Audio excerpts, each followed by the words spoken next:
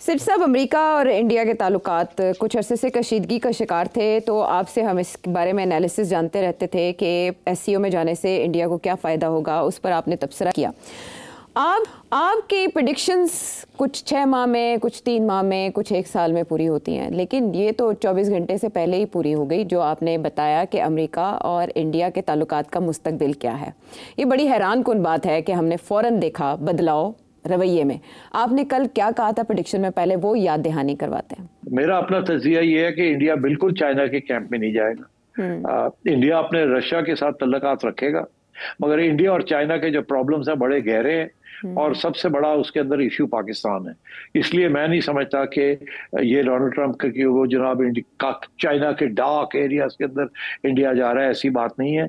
मेरा ये याद रखिएगा, मेरा क्लिप रखिएगा कि ये सूनर और लेटर इंडिया वापस डोनाल्ड ट्रंप और अमेरिका के कैंप में वापस एक पांव रखेगा और अपने जो मसाइल हैं अमेरिका के साथ उनको हल करेगा। स्पेशली ये जो टेरिफ्स वाली बात है, ये छोटा सा एक हिकअप हुआ है। हिकअप मतलब है कि क्या कहते हैं, हिचकी आई है, तात्तुल आया है। हिचकी आई है। डोनाल्ड ट्रंप ने कोई बेवकूफ सी बातें की हैं जिसकी वजह से नरेंद्र मोदी ने अपनी इज्जत बचाने के लिए ये काम किया है, मगर इसका ये मतलब नहीं है कि वो इस कैंप के अंदर जा रहा है। एक एक बात काबिल गौर है आपके सारे एनालिसिस में, और हर जुमला वजन रखता है। जैसे आपने कहा सूनर और लेटर, चले ये डोनाल्ड ट्रंप ने आज जिन ख्यालात का इजहार किया, ANI की खबर को रीट्वीट करते हुए नरेंद्र मोदी जी ने भी उसका जवाब दे दिया, ऐसे जैसे तुरंत वो तैयार बैठे थे लपके फौरन जवाब देने के लिए कि आईजे हम तो आपको मिस कर रहे थे, ये ब्रेकअप तो है नहीं और ना ही हमने मूव ऑन किया, हम आपकी तरफ वापस आ रहे हैं। आपने फिर कहा एक पाँव रखेगा वो दोबारा अमरीकी कैंप में। अब इसके बाद फर्दर आपसे जानना है कि ये हिचकी तात्तुल के बाद अमेरिकन प्रेसिडेंट डोनाल्ड ट्रंप को पछतावा हो रहा है या वो दाना डाल रहे हैं कि इंडिया का रिस्पांस चेक करें। What's next? आप सही कह रही हैं। डोनाल्ड ट्रंप ने ये फजूल सा बयान दिया था, उसमें कोई हकीकत नहीं थी, ना कोई वजन था, और नरेंद्र मोदी के ऊपर प्रेशर पड़ गया बिकॉज इंडियन मीडिया पड़ गया उसको कि डोनाल्ड ट्रंप तो ऐसी बातें कर रहा है। उसके बाद आपने देखा कि उनके कॉमर्स के जो सेक्रेटरी हैं उन्होंने भी बड़ी सख्त बातें की जी।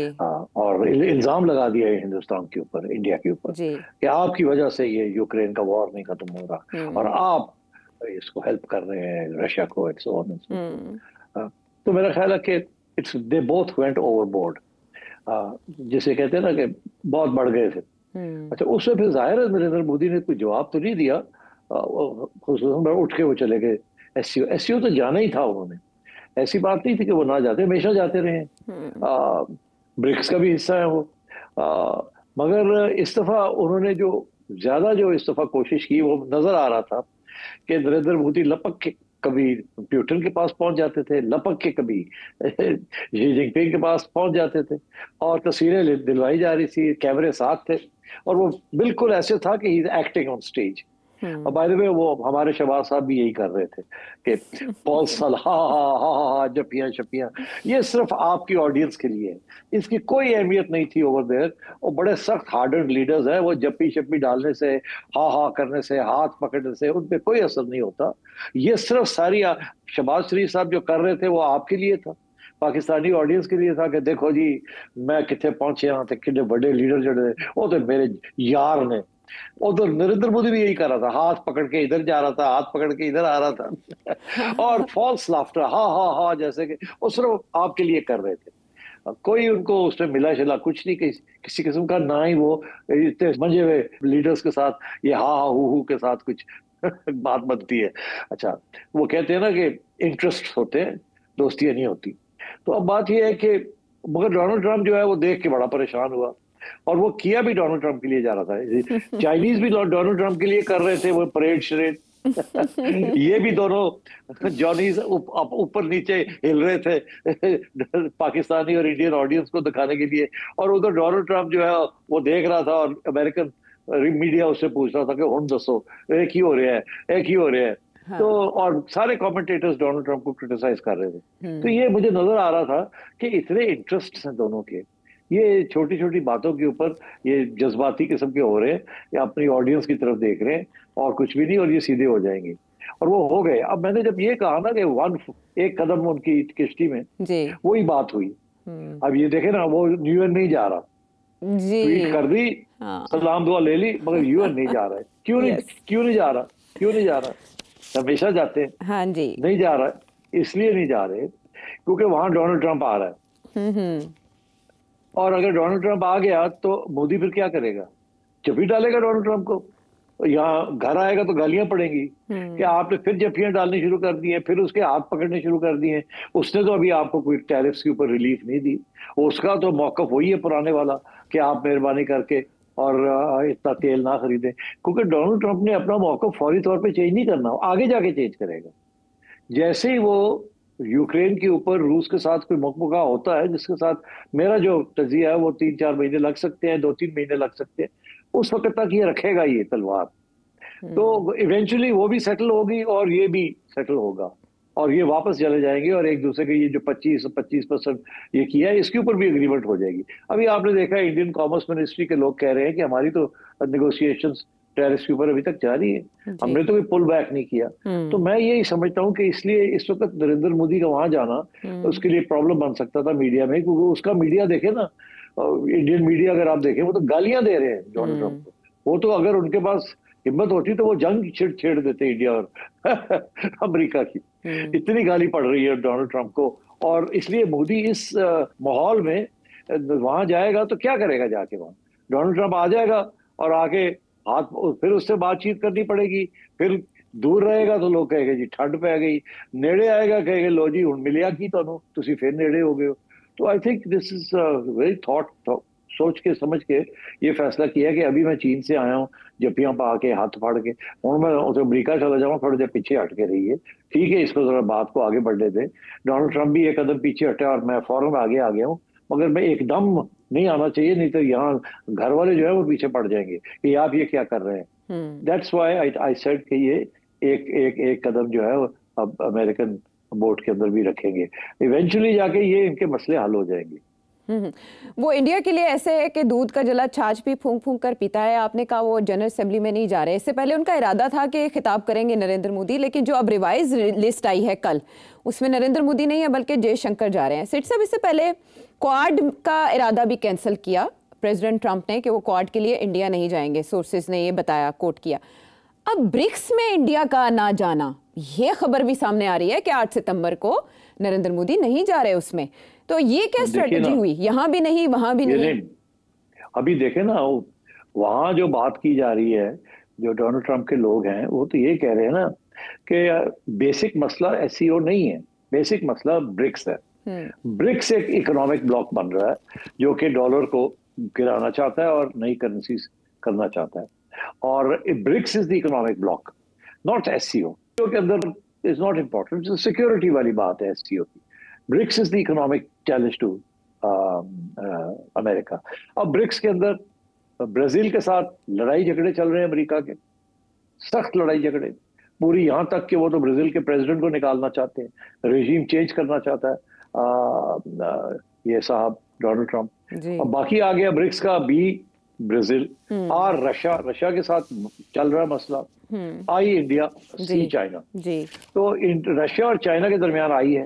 अब उसके ऊपर वो कह रहे हैं, उसका सेक्रेटरी कह रहा है जो डोनाल्ड ट्रंप का, कि ये जो आई बीच में आया हुआ है ना ब्रिक्स का, ये अगर निकल जाता है तो फिर ब्रिक्स नहीं चलता। तो या आप फैसला करें आपने ब्रिक्स में रहना है, तो फिर हम तो ब्रिक्स को नहीं छोड़ेंगे, तो या आप निकले ब्रिक्स से बाहर, क्योंकि ब्रिक्स BRIC ब्रिक लफ्ज ही बनता है इंडिया के साथ, वावल है ना अंग्रेजी का वावल। तो ये वहां तो ये बातें हो रही है, तो अब प्रेशर तो है। और तो आई थिंक नरेंद्र मोदी बड़े ख्याल से हर बात करेगा। एक तरफ वो उधर गया है, इधर सलाम दुआ ले ली है, अब वो अगर ब्रिक्स चला जाता है तो अमेरिका को फिर डोनाल्ड ट्रंप ने गरजना था, इसलिए कोई पॉइंट नहीं है इस वक्त गरजने का और लड़ाई झगड़े लेने का, थोड़ा पीछे हट के बैठे, डोनाल्ड ट्रंप को भी सांस लेने दें। तो I think that's what's happening right now. अच्छा, ये डिप्लोमेटिक कंफ्यूजन इस वक्त भारत पे हावी दिखाई देती है कि जयशंकर एससीओ नहीं गए, घर बिठाया उनको, मगर वो अब ब्रिक्स में जाएंगे। तो ब्रिक्स में जयशंकर के जाने को और मोदी जी के अवॉइड करने को चाइना और रशिया कैसे देखेंगे? देखिए, चाइना और रशिया जो चाहते थे उन्होंने कर लिया है।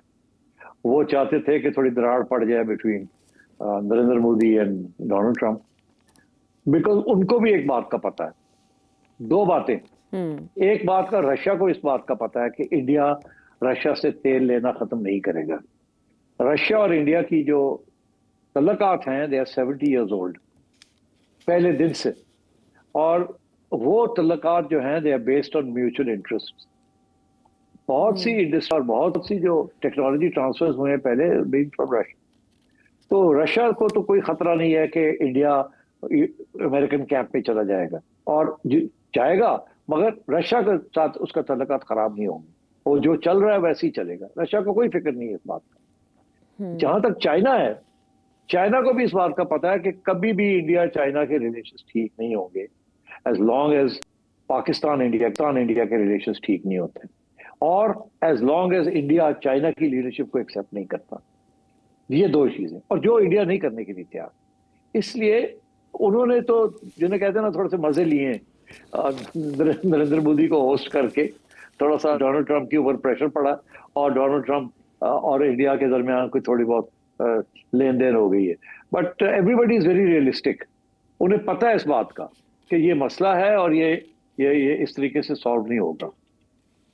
अब आपने कहा कि 1 या 2 माह तक चीज़ें सेटल होती दिखाई देंगी। उनके कॉमर्स सेक्रेटरी ये कह रहे हैं कि इंडिया आएगा टेबल पर और सॉरी करेगा। क्या इंडिया इस हद तक जा सकता है कि वो माजरत खा? सॉरी नहीं, इंडिया आएगा, टेबल पे जाएगा, सॉरी नहीं करेगा। ये गलतफहमी है उनकी कि वो सॉरी करेगा। किस चीज का सॉरी करेगा?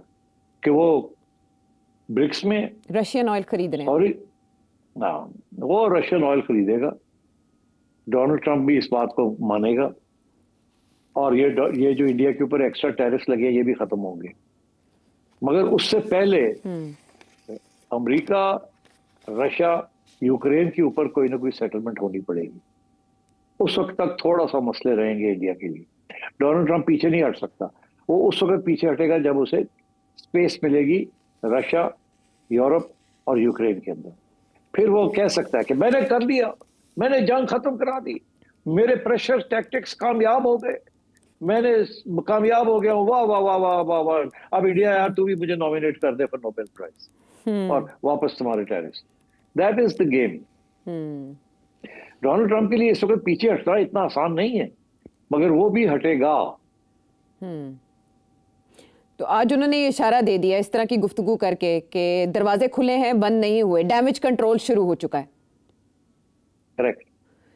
तो इसका मतलब है कि जो सेक्रेटरीज हैं अब उनके ऐसे बयानात भी इंडिया के हवाले से सख्त सामने नहीं आएंगे, जैसे पीटर नवारो का बयान सामने आया और जैसे आज हॉवर्ड लोटनिक उनका बयान सामने आया। मेरा ख्याल नहीं आएंगे और रोक दिया जाएगा सिलसिला। जैसे पाकिस्तान के हवाले से एक वक्त में बयानबाजी शुरू हुई थी, उसके बाद वो कंट्रोल हुई, और ऐसे में जब इंडिया के साथ अमेरिका के ऐसे मामलात हैं तो पाकिस्तानी भी ये सोचने पे मजबूर हो जाते हैं कि किसी भी वक्त प्रेसिडेंट ट्रंप पाकिस्तान के हवाले से भी पैंतरा ना बदल लें। ये खदशा किस हद तक रियलिस्टिक है? ये बिल्कुल रियलिस्टिक है। डोनाल्ड ट्रंप का कुछ नहीं कहा जा सकता। ये वही डोनाल्ड ट्रंप है जब ये नया प्रेसिडेंट बना था पहली दफा, तो इसने तो पाकिस्तान के बारे में जो बातें की थी वो तो आप रिपीट भी नहीं कर सकते। हमारे साथ ज्यादती की है, और ये देखें कहते हैं कि अफगानिस्तान को हमने इंस्लेव किया हुआ था, बहुत बातें की थी उसने। तो और ऐसे ही ख्यालात का इजहार वो भारत के हवाले से कर रहे हैं और कह रहे हैं कि भारत टैरिफ किंग है और भारत ने हमेशा फ़ायदा उठाया है अमेरिकी मंडियों का। सिचुएशन बड़ी ड्रामेटिकली चेंज हुई कि रिपोर्ट किया एक अखबार ने 4 बार नरेंद्र मोदी ने फ़ोन नहीं उठाया प्रेसिडेंट ट्रंप का, लेकिन उसके बाद प्रेसिडेंट ट्रंप ने एक हल्का सा इशारा दिया, हल्का सा नरम गोशा दिखाया और उस पर ANI की खबर को रीट्वीट करते हुए वेलकम किया, स्वागत किया नरेंद्र मोदी ने। बात अब आगे कैसे बढ़ती है, बर्फ़ कैसे पिघलती है और आलमी तनाज़ात एक दूसरे से कैसे जुड़े हैं,